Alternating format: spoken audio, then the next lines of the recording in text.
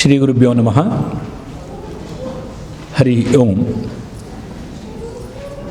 ಇದೇ ತಿಂಗಳು ಜನವರಿ 22ನೇ ತಾರೀಕು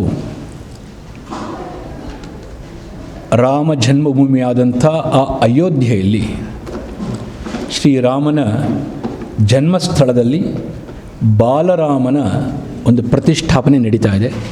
ಬೃಹದಾಕಾರವಾಗಿರ್ತಕ್ಕಂಥ ಒಂದು ಮಂದಿರದ ಪ್ರತಿಷ್ಠಾಪನೆಯ ಕಾರ್ಯ ನೆರವೇರಲಿದೆ. ಅದಕ್ಕೆ ಭವ್ಯವಾಗಿರ್ತಕ್ಕಂಥ ಒಂದು ಶಾಶ್ವತವಾಗಿ ಸಾವಿರಾರು ವರ್ಷ ಇರಬೇಕು ಅಂತಕ್ಕಂಥ ಉದ್ದೇಶವನ್ನು ಇಟ್ಕೊಂಡು ಶಿಲಾನ್ಯಾಸದಿಂದ ಭವ್ಯವಾಗಿರ್ತಕ್ಕಂಥ ಒಂದು ಮಂದಿರದ ನಿರ್ಮಾಣ ಕೈಗೊಂಡಿದೆ. ಇದು ನಮ್ಮ ಎಲ್ಲರಿಗೂ ಕೂಡ ಭಾರತ ವರ್ಷದಲ್ಲಿ ಬರ್ತಕ್ಕಂಥ ಪ್ರತಿಯೊಬ್ಬ ಸನಾತನ ಧರ್ಮಿಗಳಿಗೂ ಕೂಡ ಭಾಳ ಹೆಮ್ಮೆ ಪಡ್ತಕ್ಕಂಥ ಒಂದು ವಿಚಾರ. ಜೊತೆಗೆ ಆ ದಿನ ಭಾರತಾದ್ಯಂತ ಉತ್ಸವವನ್ನು, ಜಾತಿ ಮತ ಭೇದಗಳನ್ನು ತೊರೆದು ಉತ್ಸವವನ್ನು ನಾವೆಲ್ಲರೂ ಹಿಂದೂ, ನಾವೆಲ್ಲರೂ ಒಂದು ಅಂತಕ್ಕಂಥ ಭಾವನೆಯನ್ನು ಇಟ್ಟುಕೊಂಡು ಉತ್ಸವವನ್ನು ಆಚರಣೆ ಮಾಡ್ತಕ್ಕಂಥ ದಿನ ಜನವರಿ 22ನೇ ತಾರೀಕು. ನಾವು ದಕ್ಷಿಣ ಭಾರತದಿಂದ ಉತ್ತರ ಭಾರತ ಯಾವುದೇ ಕ್ಷೇತ್ರದಲ್ಲಿ ಆದರೂ ಕೂಡ ವೈದಿಕತೆಯಲ್ಲಿ ಏನು ಸಂಕಲ್ಪವನ್ನು ಮಾಡ್ತಾರೆ. ದೇವಸ್ಥಾನಗಳಲ್ಲಿ ಹೋಗಿ ಒಳ್ಳೆಯದಾಗಲಿ ಅಂತಕ್ಕಂಥದ್ದನ್ನು ಸಂಕಲ್ಪ ಮಾಡಿಸಿದಾಗ, ಇಲ್ಲ ನಿಮ್ಮ ಮನೆಗಳಲ್ಲಿ ಪೂಜೆ ಪುನಸ್ಕಾರಾದಿಗಳನ್ನು ಮಾಡಿದಾಗ ಸಂಕಲ್ಪವನ್ನು ಮಾಡಿದಾಗ ರಾಮಕ್ಷೇತ್ರೆ ಅಂತ ಹೇಳ್ತಾರೆ. ಏನಕ್ಕೆ ರಾಮಕ್ಷೇತ್ರೆ ಅಂತ ಹೇಳಿದ್ರು? ಕೃಷ್ಣ ಕ್ಷೇತ್ರ ಅಂತ ಹೇಳಲ್ಲ, ಇಲ್ಲೊಬ್ಬ ಇನ್ನೊಬ್ಬನ ಕ್ಷೇತ್ರ ಅಂತ ಹೇಳಲ್ಲ, ಹನುಮ ಕ್ಷೇತ್ರ ಅಂತ ಹೇಳಲ್ಲ. ಆ ಒಂದು ದೇವಸ್ಥಾನದಲ್ಲಿ ಹನುಮ ಕ್ಷೇತ್ರ ಅಂತ ಹೇಳ್ಬೋದು. ಭಾರತಾದ್ಯಂತ ರಾಮಕ್ಷೇತ್ರ ಅಂತಲೇ ಪ್ರಖ್ಯಾತವಾಗಿರ್ತಕ್ಕಂಥದ್ದು. ಶ್ರೀರಾಮಚಂದ್ರ ಭೂಮಂಡಲಕ್ಕೆ ಅಧಿಪತಿಯಾದಂಥ ವ್ಯಕ್ತಿ. ಒಂದು ಕಡೆ ಬಹಳ ಸಂತೋಷ ಆಗುತ್ತೆ, ಮತ್ತೊಂದು ಕಡೆ ದುಃಖನೂ ಕೂಡ ಆಗುತ್ತೆ. ನಾವು ಸನಾತನ ಧರ್ಮೀಯರು ಅಂತ ನಾವು ಹೇಳಿ ಹೆಮ್ಮೆಯನ್ನು ಪಡ್ತಕ್ಕಂಥ ನಾವುಗಳು ನಮ್ಮ ಆದರ್ಶ ಪುರುಷನಾದಂಥ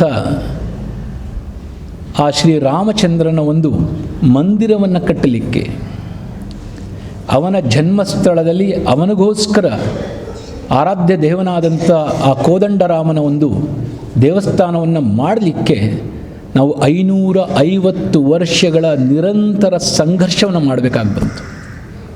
ಇದು ಸಂತೋಷದ ವಿಚಾರನ ಇಲ್ಲ ದುಃಖದ ವಿಚಾರನ ಅಂತ ಹೇಳಿದ್ರೆ ನಮಗೆ ಬಹಳ ಅನಿರ್ವಚನೀಯ ಅಂತ ಹೇಳ್ತೇವೆ. ಆ ಒಂದು ಭೂಮಿಯನ್ನು ನೋಡಿದಾಗ ಅದೊಂದು 3 ಎಕರೆ ಸುತ್ತಳತೆಯನ್ನು ನೋಡಿದ್ರೆ 3 ಎಕರೆ ಜಾಗ ಅಂತ ಹೇಳ್ಬೋದು. ನಾವು ಸನಾತನ ಧರ್ಮೀಯರು, ಹಿಂದೂಗಳು ಬಹಳ ಗಂಭೀರವಾಗಿ ಯೋಚನೆ ಮಾಡಬೇಕಾಗಿರ್ತಕ್ಕಂಥ ವಿಚಾರ. ಭಾರತದಲ್ಲಿ ನಾವು ಹೆಚ್ಚಾಗಿ ಸನಾತನ ಧರ್ಮೀಯರು ಅಂತ ಹೇಳ್ಕೊತಾ ನಾವು ಹಿಂದೂಗಳು ಹೆಚ್ಚು ಇರತಕ್ಕಂಥ ಭೂಮಿ ಅಂತಂದರೆ ಕೇವಲ ಭಾರತ, ಪೂರ ಪ್ರಪಂಚದಲ್ಲಿ. ಅಂಥ ಒಂದು ಪರಿಸ್ಥಿತಿಯಲ್ಲೇ ನಮ್ಮ ಆರಾಧ್ಯ ದೈವನ ಒಂದು ಮಂದಿರದ ನಿರ್ಮಾಣಕ್ಕೋಸ್ಕರ ನಾವು ಸಂಘರ್ಷ ಪಡಬೇಕಾಗಿದೆ ಅಂತಂದರೆ, ಇನ್ನೂ ನಾವು ಈ ಜಾತಿಯ ಒಳ ಆ ಭಾವನೆಯಿಂದ ಹೊರಗಡೆ ಬಂದಿಲ್ಲ ಅಂತಂದರೆ ನಾವು ಮುಂದೆ ಬರ್ತಕ್ಕಂಥ ದಿನಗಳನ್ನು ಬಹಳ ಘೋರವಾಗಿ ನೋಡಬೇಕಾಗತ್ತೆ. ಈಗಿರ್ತಕ್ಕಂಥ ನಾವೆಲ್ಲರೂ ಕೂಡ ಬಹಳಷ್ಟು ಭಾಗ್ಯಶಾಲಿಗಳು. ಯಾಕೆಂದರೆ ಲಕ್ಷಾಂತರ ಜನ, ಸಾವಿರಾರು ಜನ ಆ ರಾಮದ ಮಂದಿರವನ್ನು ಆಗಬೇಕು ಅಂಥೇಳಿ ತಮ್ಮ ಪ್ರಾಣವನ್ನು ತ್ಯಾಗ ಮಾಡಿದ್ದಾರೆ, ಸಂಘರ್ಷವನ್ನು ಮಾಡಿದ್ದಾರೆ, ಉಪವಾಸಗಳನ್ನು ಇದ್ದಾರೆ. ಬಹಳಷ್ಟು ಸಾಧು ಸಂತರು ತಮ್ಮ ಪ್ರಾಣವನ್ನು ತ್ಯಾಗ ಮಾಡಿದಿರ್ತಕ್ಕಂಥ ಇತಿಹಾಸ ಇದೆ. ಇದು 1 ದಿನದ 2 ದಿನದ ಒಂದು ಕಾರ್ಯಕ್ರಮ ಅಲ್ಲ. 550 ವರ್ಷಗಳಿಂದ ನಿರಂತರವಾಗಿ ನಾವು ಸಂಘರ್ಷಣೆಯನ್ನು ಮಾಡಿ ಕೊನೆಗೆ ಅವರೆಲ್ಲರೂ ಪಟ್ಟಿರ್ತಕ್ಕಂಥ ಆ ಕಷ್ಟಗಳ, ಆ ತಪಸ್ಸಿನ ಫಲವನ್ನು ನೀವೆಲ್ಲರೂ ನೋಡ್ತಾ ಇದ್ದೀವಿ ಅಂತಂದರೆ ನಾವು ಎಷ್ಟು ಪುಣ್ಯವಂತರು ಅನ್ನೋದನ್ನು ನಾವು ಯೋಚನೆ ಮಾಡಿ. ಈ ಭಾರತ ಇಡೀ ಮನುಕುಲಕ್ಕೆ ಆದರ್ಶಪ್ರಾಯವಾಗಿರ್ತಕ್ಕಂಥದ್ದು ಮನುಷ್ಯನ ಜೀವನ ಯಾವ ರೀತಿ ಇರಬೇಕು, ಮನುಷ್ಯ ಯಾವ ರೀತಿ ಬದುಕಬೇಕು, ಯಾವ ರೀತಿ ಅವನ ಜೀವನ ನಡೆಸಬೇಕು ಅಂತಕ್ಕಂಥದ್ದು ಮಾತು ಹೇಳಿಕೊಟ್ಟಂಥ ಒಂದು ಉತ್ತಮವಾಗಿರ್ತಕ್ಕಂಥ ಒಂದು ಧರ್ಮ ನಮ್ಮ ಧರ್ಮ, ಈ ಸನಾತನ ಧರ್ಮ. ಆ ಧರ್ಮದ ಉತ್ಕೃಷ್ಟತೆಯಲ್ಲಿದ್ದವನು ಶ್ರೀರಾಮಚಂದ್ರ ಅಂತ ಹೇಳ್ತೀವಿ.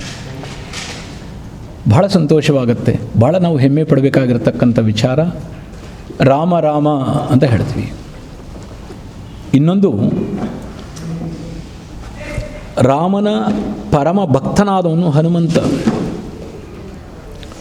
ನಮ್ಮ ಭಾರತದಲ್ಲಿ ಹನುಮಂತನಿಗೆ ಇರುವಷ್ಟು ದೇವಸ್ಥಾನ ಶ್ರೀರಾಮಚಂದ್ರನಿಗೆ ಅಷ್ಟು ದೇವಸ್ಥಾನ ಇಲ್ಲ. ಏನಕ್ಕೆ? ಸೇವಾ ಪರಮೋ ಧರ್ಮ ಅಂತಕ್ಕಂಥದ್ದನ್ನು, ಗುರುವಿನ ಸೇವೆ, ಪ್ರಭುವಿನ ಸೇವೆಯೇ ಉತ್ಕೃಷ್ಟ ಅಂತಕ್ಕಂಥದ್ದನ್ನು ಅರ್ಥಕೊಂಡು ಅದಕ್ಕೆ ಪರಿಶ್ರಮ ಪಟ್ಟಂಥ ಏಕೈಕ ವ್ಯಕ್ತಿ ಹನುಮಂತ. ಆ ಭಕ್ತನಾಗಿರ್ತಕ್ಕಂಥವನು ಹನುಮಂತ. ತನ್ನ ರೋಮ ರೋಮ ಕೂಪಗಳಲ್ಲೂ ಕೂಡ ಶ್ರೀರಾಮಚಂದ್ರನನ್ನು ನೆಲೆಸ್ಕೊಂಡು, ರಾಮಚಂದ್ರನ ರೋಮ ರೋಮ ಕೂಪಗಳಲ್ಲೂ ಕೂಡ ತುಂಬಿಸ್ಕೊಂಡು ತನ್ನ ಇಡೀ ಜೀವನವನ್ನು ಶ್ರೀರಾಮಚಂದ್ರನಿಗೋಸ್ಕರ ಮುಡುಪಾಗಿಟ್ಟಂಥ ವ್ಯಕ್ತಿ. ತ್ಯಾಗೇನ ಏಕೇನ ಅಮೃತತ್ವ ಮಾನಶು ಅಂತ ಹೇಳ್ತೀವಿ. ಆ ತ್ಯಾಗದಿಂದ, ತ್ಯಾಗಕ್ಕೆ ಇರೋಷ್ಟು ಮನೋಭಾವನೆ ಏನು, ತ್ಯಾಗಕ್ಕೆ ಇರತಕ್ಕಂಥ ಒಂದು ಸ್ಥಾನಮಾನ ಪ್ರಪಂಚದಲ್ಲಿ ಬೇರೆ ಯಾವುದಕ್ಕೂ ಇಲ್ಲ. ದಾಸನಾಗಿ ಭಕ್ತನಾಗಿ ಸೇವೆಯನ್ನು ಮಾಡ್ಕೊಂಬಂಥ ಆ ಹನುಮಂತ ಅತಿ ಉತ್ಕೃಷ್ಟ. ಅಲ್ಲಿ ಹನುಮಾನ್ ಘಾಟಿ ಹನುಮಂತನ ಒಂದು ಮಂದಿರ ಇದೆ ಅಯೋಧ್ಯೆಯಲ್ಲಿ. ಹೋಗಿ ಅದರ ದರ್ಶನವನ್ನು ಕೂಡ ಮಾಡಿಕೊಂಡು ಬಂದ್ವಿ. ಅಲ್ಲಿ ಹೋದಾಗ ಒಂದು ಕಥೆಯನ್ನು ಕೇಳಿದ್ವಿ. ಕೆಲವು ದುಷ್ಕರ್ಮಿಗಳು ಈ ಒಂದು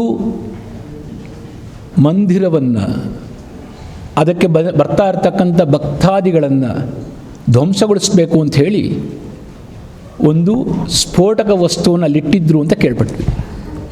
ಸತ್ಯಾಸತ್ಯತೆಗಳು ನನಗೆ ಗೊತ್ತಿಲ್ಲ, ಕತೆ.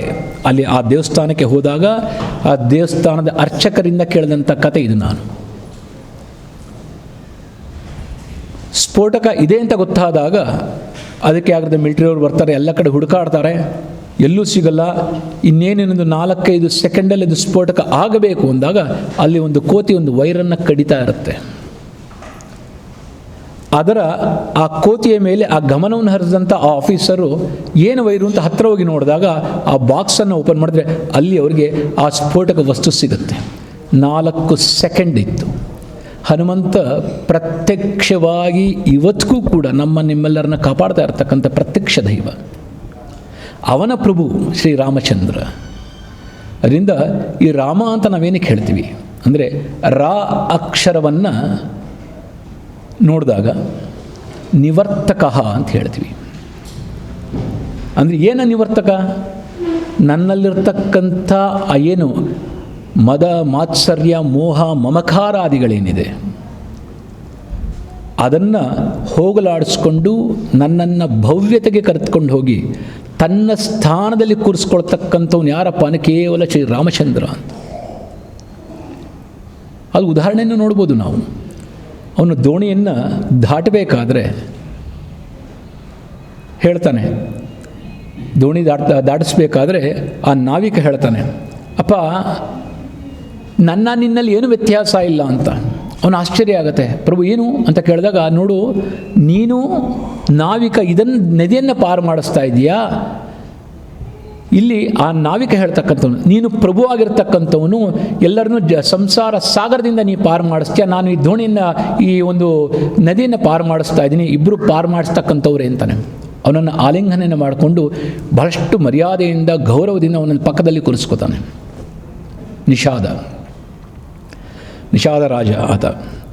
ಅದರಿಂದ ಅನಾದಿಯಿಂದನೂ ಕೂಡ ನಮ್ಮಲ್ಲಿ ಶಾಸ್ತ್ರಗಳ ಉಲ್ಲೇಖ ಇದೆ. ನೀವು ಭಗವದ್ಗೀತೆಯನ್ನು ನೋಡಿದಾಗ ಚಾತುರ್ವರ್ಣ್ಯಂ ಮಯಾ ಸೃಷ್ಟ್ವಾ ಗುಣಕರ್ಮ ವಿಭಾಗಶಃ ಅಂತ ಹೇಳ್ತಾನೆ. ಈ 4 ಜಾತಿ ಅಂತಕ್ಕಂಥ ಬಂದಿರತಕ್ಕಂಥದ್ದು ಅವನವನ ಗುಣದ ಆಧಾರದ ಮೇಲೇನೆ ಹೊರತು ಜನ್ಮದಿಂದಲ್ಲ. ಅದೇ ಮಹಾಭಾರತದಲ್ಲಿ ಜನ್ಮನಾ ಜಾಯತೆ ಶೂದ್ರಃ ಕರ್ಮಣಾ ಜಾಯತೆ ದ್ವಿಜಃ ಅಂತ ಹೇಳ್ತಾನೆ. ಹುಟ್ಟಿನಿಂದ ಯಾರೂ ಬ್ರಾಹ್ಮಣನಾಗಿ ಕ್ಷತ್ರಿಯನಾಗಿ ವೈಶ್ಯನಾಗಿ ಶೂದ್ರನಾಗಿ ಹುಟ್ಟಲ್ಲ. ಅವನವನ ಕರ್ಮದ ಆಧಾರದ ಮೇಲೆ ಅವನವನ ಜಾತಿಯ ನಿರ್ಣಯ ಆಗ್ತಕ್ಕಂಥದ್ದು. ಆ ಒಂದು ಭವ್ಯ ಸಂಸ್ಕಾರವನ್ನು ಎತ್ತಿ ಹಿಡಿದಂಥವನು ಶ್ರೀರಾಮಚಂದ್ರ. ಮೇಲು ಕೀಳು ಅಂತ ಇಲ್ಲದೆ ಅತಿ ಉತ್ಕೃಷ್ಟವಾಗಿ ಭೂಮಂಡಲಾಧಿಪತಿ ಆದಂಥವನು, ಆ ವಿಷ್ಣುವಿನ ಅವತಾರ ಪುರುಷ, 14 ಕಲೆಗಳನ್ನು ತೆಗೆದುಕೊಂಡು ಹುಟ್ಟಿದಂಥ ಆ ಅವತಾರ ಪುರುಷ ಶ್ರೀರಾಮಚಂದ್ರ. ನಿಮ್ಮೆಲ್ಲರ ಉದ್ಧಾರಕ್ಕೋಸ್ಕರ, ಅದಕ್ಕೋಸ್ಕರ ಶ್ರೀರಾಮಚಂದ್ರನನ್ನು ನಾವು ಮರ್ಯಾದಾ ಪುರುಷೋತ್ತಮ ಅಂತ ಹೇಳ್ತೀವಿ. ಮರ್ಯಾದಾ ಪುರುಷೋತ್ತಮ ಅಂತ ನಾವು ಬೇರೆ ಯಾವ ಭಗವಂತನಿಗೂ ಹೇಳೋದಿಲ್ಲ. ಏನಕ್ಕೆ? ನೀನು ಸಂಸಾರಿಯಾಗಿದ್ದರೆ ಯಾವ ರೀತಿ ನೀನು ಸಂಸಾರವನ್ನು ನಡೆಸಬೇಕು, ನೀನೊಬ್ಬ ರಾಜನಾಗಿದ್ದರೆ ಯಾವ ರೀತಿ ರಾಜನ ಧರ್ಮದಲ್ಲಿದ್ದುಕೊಂಡು ಯಾವ ರೀತಿ ರಾಜ್ಯವನ್ನು ನಡೆಸಬೇಕು, ಇಲ್ಲ ನೀನು ಅಡ್ಮಿನಿಸ್ಟ್ರೇಷನಲ್ಲಿದ್ದರೆ ಯಾವ ರೀತಿ ನೀನು ಅಡ್ಮಿನಿಸ್ಟ್ರೇಷನ್ನ ನಡೆಸಬೇಕು, ರಾಜಕೀಯದಲ್ಲಿದ್ದರೆ ಯಾವ ರೀತಿ ರಾಜಕೀಯ ವ್ಯಕ್ತಿಯಾಗಿ ನೀನು ಜೀವನ ಧರ್ಮದ ಮಾರ್ಗದಲ್ಲಿ ನಡೆಸಬೇಕು ಅನ್ನೋದನ್ನು ಪಾಠ ಹೇಳಿದಂಥ, ಅದರಂತೆ ನಡೆದಂಥ, ನುಡಿದಂತೆ ನಡೆದಂಥ ವ್ಯಕ್ತಿ ಶ್ರೀರಾಮಚಂದ್ರ.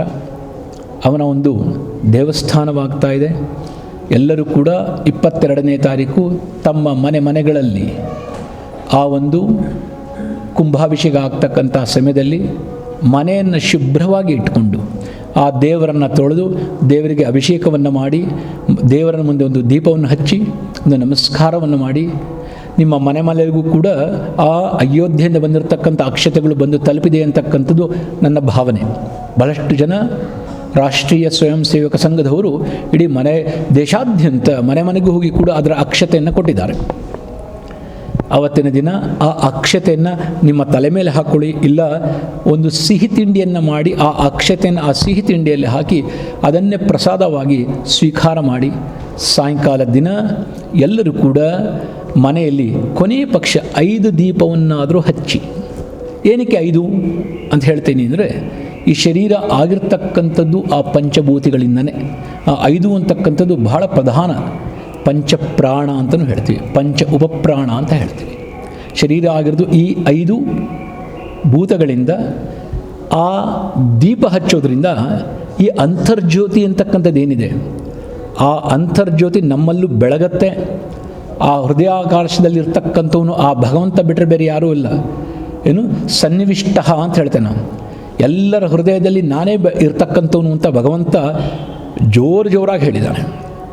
ಯೋಗ ವಾಸಿಷ್ಠದಲ್ಲಿ ನೀವು ನೋಡಿದಾಗ ಭಗವಂತ ಶ್ರೀರಾಮಚಂದ್ರ ಒಂದು ಮಾತನ್ನು ಹೇಳ್ತಾನೆ, ಅಪ್ಪ ನೀನೇನಾದರೂ ನನ್ನ ಕಡೆ 1 ಹೆಜ್ಜೆ ಹಾಕಿದ್ದೆ ಆದರೆ ನಾನು ನಿನ್ನ ಕಡೆ 100 ಹೆಜ್ಜೆಯನ್ನು ಓಡಿ ಬರ್ತೇನೆ ಅಂತ. ಭಗವಂತ ನಮಗೆ ಬೇಕು ಅಂತ ನಾವು ಬಯಸಿದ್ರೆ ನಮಗಿನ್ನ 100 ಪಟ್ಟು ಹೆಚ್ಚು ಭಗವಂತನಿಗೆ ನಾವು ಬೇಕಾಗಿದೆ. ಚೆನ್ನಾಗಿ ಅರ್ಥ ಮಾಡ್ಕೊಳ್ಳಿ. ಆದ್ದರಿಂದ ಆ ಭಗವಂತನ ಸಾನ್ನಿಧ್ಯಕ್ಕೆ ಹೋಗೋಣ. ನಾವು 1 ಹೆಜ್ಜೆ ಇಟ್ಟಿದ್ರೆ ಅವನು ನಮ್ಮ ಕಡೆ 100 ಹೆಜ್ಜೆಯನ್ನು ಇಟ್ಕೊಂಡು ಬರ್ತಾನೆ.